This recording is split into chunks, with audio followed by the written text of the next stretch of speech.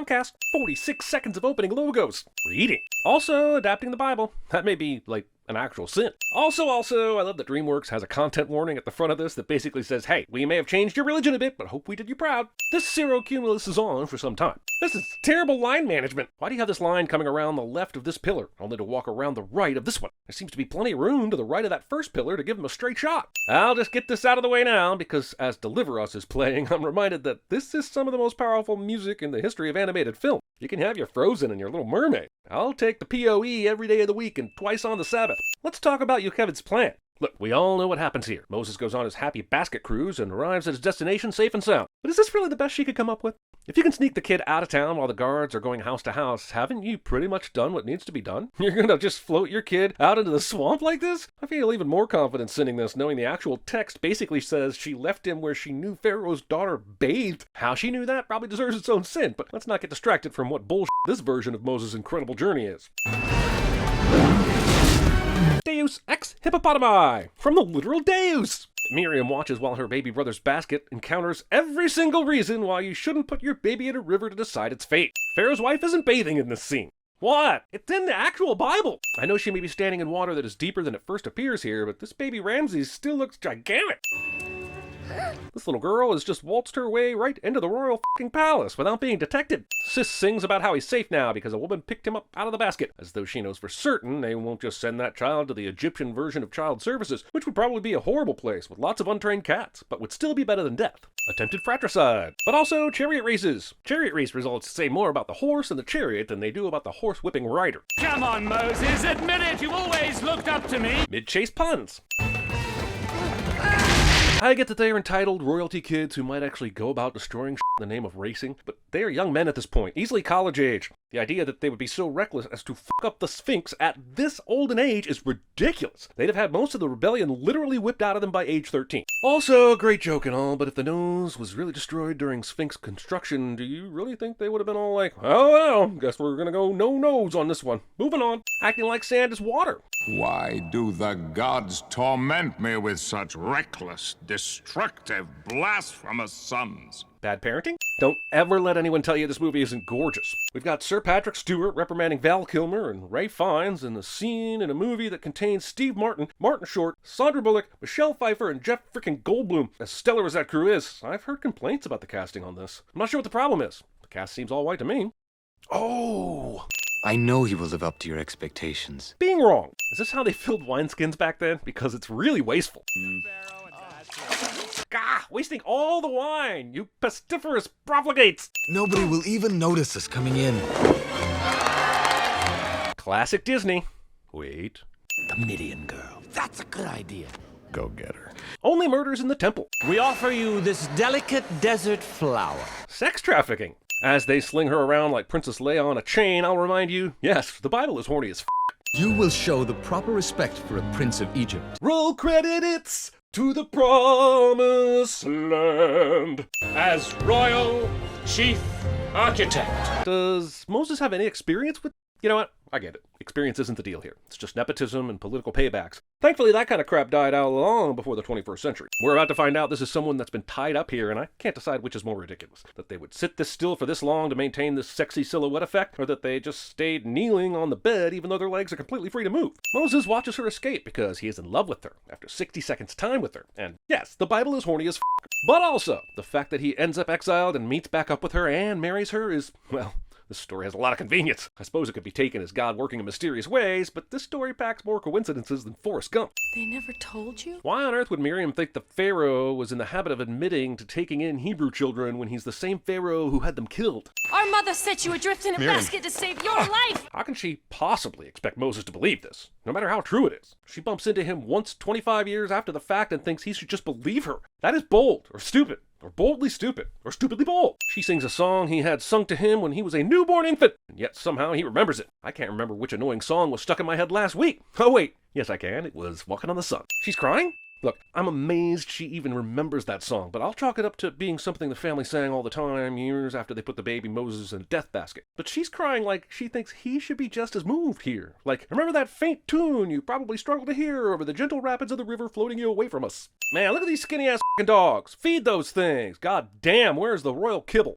I know I just took off a sin, but this hieroglyphic sequence is inventive storytelling, awesome animation, and I'm taking another one off, Raw, damn it! But also, telling the story of that one time you murdered all the babies by painting it on a wall. Why did you commission a giant temple mural of the baby slaughter? He had a bad dream and then woke up and saw a murder wall, and he's just going to turn his life upside down immediately. Whereas when I had a bad dream and woke up to see a murder wall, I just rolled back over and went to sleep and let the FBI keep doing their job. Sometimes, for the greater good, sacrifices must be made. Like eating at Taco Bell? They were only slaves. Super racist. So, you've just learned your father is a baby-killing hate machine. I know times seem tough now, but have a Pepsi. Is this where you found me? Moses, please try to understand. How does he know this is where he was found? Because there's water here? Also, how does she know he means his adoption, and why does she immediately drop her guard and tell the truth? Thinking you can use depth of field on a reflection. What kind of camera did they even use to shoot this with? So, did they just have some sort of sibling slaving program in Egypt, where they let families just hang out and do completely different types of tasks in the same area? Everything about this staging makes it seem like an accidental death. I know much has been made about how the film team gathered together 600 leaders in faith communities to get everything in this correct, but you're telling me not a single one of them balked at, remember that part where Moses murdered a guard in cold blood, hid the body, and fled out of shame? You know, the part that really drives home the humanity of Moses and how much he needs Yahweh's grace and forgiveness? Yeah, for that part, we're going with whoopsie doodles instead. If I say day is night, it will be written. Politics.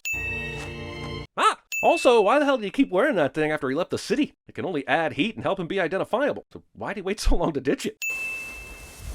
Wow, his past got erased super fast. My illegal duck adoption charges stayed with me for 15 years. I understand why Moses just surrenders to the sandstorm, but I'm not sure how it doesn't kill him, or at least eat off half his skin. Has the movie ever sandstormed? Coveting your neighbor's water sack. Ladies, you've cleaned every inch of me.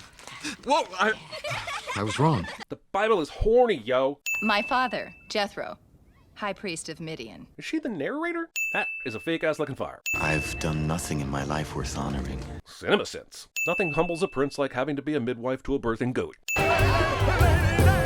This movie glosses over attraction, courtship, and a host of other human emotions just to marry these two as quickly as possible. Also, this Heaven's Eyes song isn't even about them falling in love at all. It's about understanding things from a greater perspective. I'm starting to feel like squeezing the entire book of Exodus into 90 minutes may have been too tall a task. I know every convenience in this movie could probably be chalked up to providence and all, but this sheep running off and just happening to lead Moses to God's eternal brushfire seems convenient and unnecessary. This movie has way too much story to tell to be bleeding around the bush like this.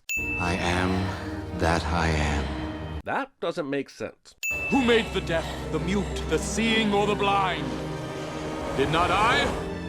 Now go! It's kind of a weird flex to brag about creating the disabled people on Earth, and I'm not sure how that even answers Moses' question about why he was chosen, but hey, you're God. You do you, I suppose. Hey, boss, how we gonna write this conversation where he tells his wife he heard from a fiery bush in the mountain caves and she takes him seriously? Mute the dialogue and swell the music. Brilliant. What on earth are you dressed as? Cloak shaming. I am the morning and the evening star. You keep using this phrase, but no one can tell me who is the afternoon moon. Behold, the power of God. Cool snake trick and all, but actually your brother Aaron did that one first. He was also the one that did the Bloody Nile thing, too. You guys were like a tag team duo, basically a Mesopotamian Penn and Teller. In fact, the movie also leaves out that you're the one that had trouble speaking, so you're the teller in this relationship. The Aaron shade is real, yo. Isn't it a bit weird that the power of God is being demonstrated here as a snake, which is the form the devil took to talk Adam and Eve into f***ing over all of mankind? Ramses' magicians sure need a lot of darkness, shadow, and mirrors. They list all the Egyptian gods, and it's honestly longer than the begat section of Matthew in the Bible. I think we're supposed to believe that Moses made a stick turn into an actual snake, and that these guys are hucksters pulling vipers out of a hat. But how did they have this whole stage show ready when no one knew Moses was even showing up today? As much as I love Steve Martin and Martin Short, playing with the big boys is kind of a discount. Be prepared. Tell your people, as of today, their workload has been doubled. Sweet. Cool. Awesome. Even the ribbon dancers behind you? So, Moses, how does it feel when you get struck to the ground? In the Bible, Aaron was super supportive and on Team Moses right from the giddy up. But movies gotta put conflict everywhere it can, so welcome to Aaron the Asshole. staph infections. Look, I'm not trying to be sacrilegious or anything, but the frog plague would have been kind of awesome, right? I'm just saying, of the 10, the look a bunch of frogs one seems like a cakewalk. No one in Magnolia seemed all that put out by it. One thing about doing the plagues in a cool 3-minute montage is that you lose all of the wishy-washy Pharaoh stuff where he's all like, okay, fine, go. Psych! And honestly, hearing Ramesses say psych would have been super great. So here's a plague of sins. Oh, let me guess.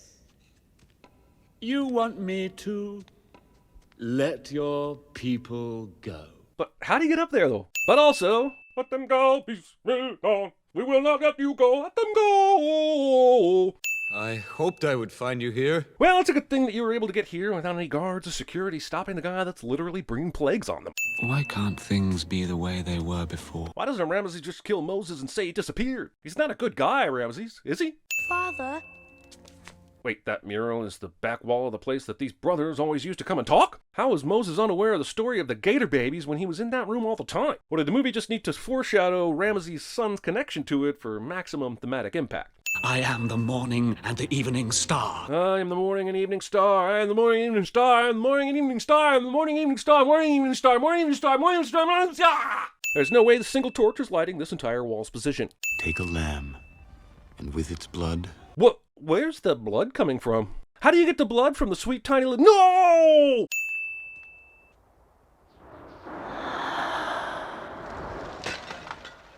It's biblically accurate, but it's also a kid's movie that is showing the murder of a bunch of kids. Is that Orion? It's a nice bit of artistic touch there, but this is a DreamWorks movie, man. Moses, maybe read the room. I can't play it for you, but I will remove 2 sins for When You Believe, any version, because it's a great f***ing song. Letting your baby crawl near a wheel in the first place. This 4-minute sequence of the parting of the Red Sea took 10 animators 2 full years to complete. It's astonishing work, and worth another sin off. Pharaoh doesn't drown. Moses comes out with the 10 Commandments, and that was the end of the story of Moses and the Hebrews. Also, forcing the bringing down of the 10 Commandments to be the inspirational end to your movie when it was one of the most disappointing and depressing moments of Moses' profiting career. Mariah Carey, Whitney Houston, peak of their powers, same song, over the credits. Can't play it for you, but man, we never knew how good we had it.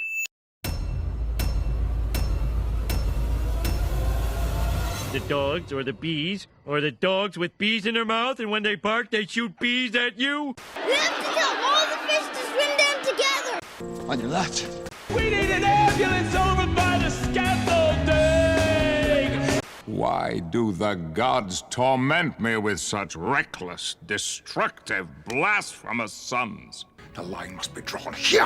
Harry Potter, the boy who lived. That is one big pile of shit.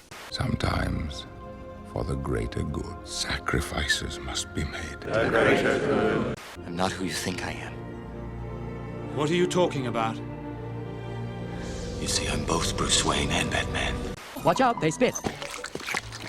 Let us also give thanks for the presence of this brave young man. I'm too old for this.